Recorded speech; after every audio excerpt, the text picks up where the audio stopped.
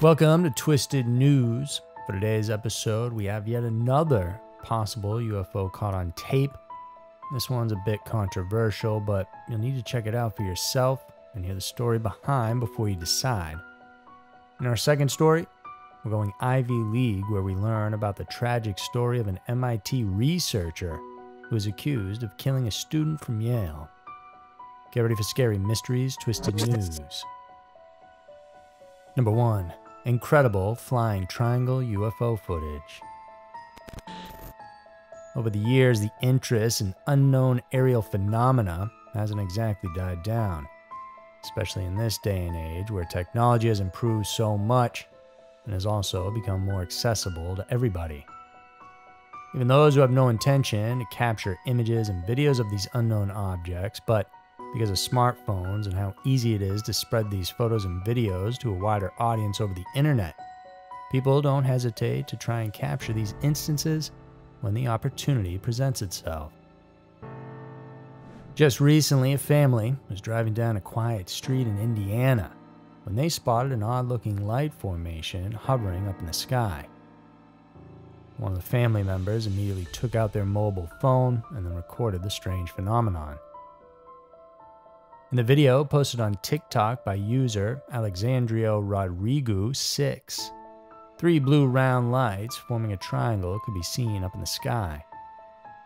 The female owner of the account, Alexandria Rodriguez, could be heard saying how she'd seen the lights for a while driving. The entire family was in the car on a back road in Indiana. It wasn't clear if the unidentified aerial craft was actually moving or if it was just hovering up in the sky. As they continued driving down the road, while her husband was still filming, the triangular lights remained visible from the sky, briefly disappearing thanks to the tree line. However, as soon as they got to the clearer skyline view, the lights were certainly still there. Alexandria also kept saying in the video that the shape of the lights were changing from triangular to square. Her husband echoed his disbelief and awe at the weird aircraft. They received some comments speculating on what they actually captured on that video. Some argued the possibility that the lights were not coming from one aircraft. However, it was clear in the video just how intact the 3 lights were, with the distance between each one of them never changing. Another person commented that the lights were coming from somewhere in the area and reflected up into the sky. Alexandria, in a follow-up video, argued that this wasn't the case as the location, the man said, was different from the location her family was driving by. She also further shared that the lights changed from 2 lights, then going all the way to 5 of them, before staying to having 3 lights in the shape of a triangle. Another video taken after the first one showed that the lights seemed to pulse, looking brighter and darker. Alexandria and her husband could also be heard describing the video. The light also seemed to grow from 3 to 5. While it still isn't clear what exactly caused the triangle lights phenomena, it wasn't the first time something like this was seen by the naked eye. It's one of the most common types of UFO sightings, actually, usually called the black triangles or flying triangles, and are commonly seen in populated areas and sometimes even military bases. Several reports debunk these oddly shaped aircrafts as possibly made by extraterrestrial beings because of several reasons. There were instances in the past when people had come forward and admitted to faking the aerial objects and the photos or videos they used. There is also the possibility that these hovering aircrafts are actually from the military, developed differently from the usual and commercial aircraft. They also look different, one of which is even shaped like a triangle, not too different from the aerial phenomenon seen by the family in Indiana. However, despite these possibilities, there seems to remain a cloud of doubt that never gets cleared out over time. Usually, this is due to people who truly believe in extraterrestrial beings and their unique aircrafts. There is also the fact that the government and authorities don't always debunk these stories, or don't have enough grounds to deny these speculations.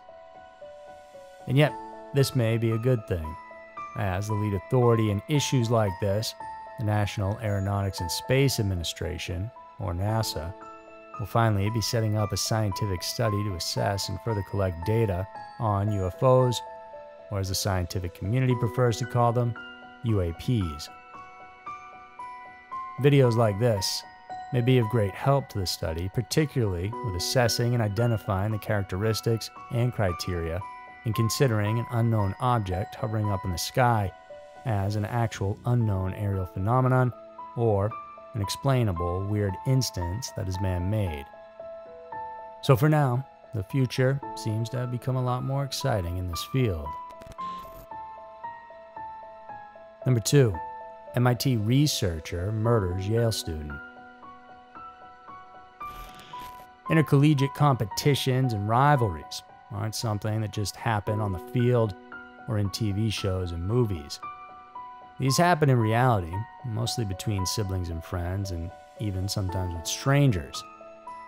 We are most familiar with this scenario when there are inter-school competitions and everyone is vying to be called the best school in a district, a state, or even a country.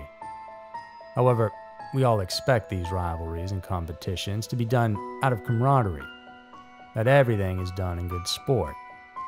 Sadly though, this is not the case in this tragic story.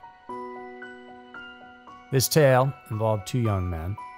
The first one was a longtime researcher for the artificial intelligence team at MIT. He was 29-year-old Qingzhan Pan. The second man was a promising 26-year-old who was an environmental studies graduate student at Yale University named Kevin Jiang.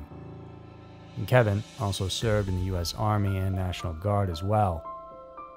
It was not exactly clear how their connection could be linked to the tragedy, but the police were able to link them to one person, a female student named Xian Perry, who was 23. Xian attended MIT as an undergraduate student. In 2020, she graduated from MIT and enrolled at Yale University to pursue graduate studies in biophysics. In January of that year, she met Kevin at a church retreat in Connecticut, and they started dating 4 months later. In March that same year, she was one of the MIT folks who attended an event called Lindy Hop Society Bread and Bones Birthday Jam. This celebration happened at MIT's Morse Hall. According to reports, that's where she met Qingzhan. A photograph later showed that both of them were indeed at that party. It wasn't exactly specified just how close the two were, but they were known to be Facebook friends. Then on January 30th, 2021, Kevin proposed to Xian, and the engagement was announced on Xian's Facebook page. However, their engagement was cut short by a tragic event. It was a week later, on the 6th of February, Kevin and Xian went ice fishing during the day. They got back home to Xian's apartment in East Rock, New Haven before dinner time, and there they cooked and enjoyed the pickerel they had caught. Then at around 8:30 on that evening, Kevin left the apartment when he was fatally shot. His killing was pinned to Qingzhan by authorities.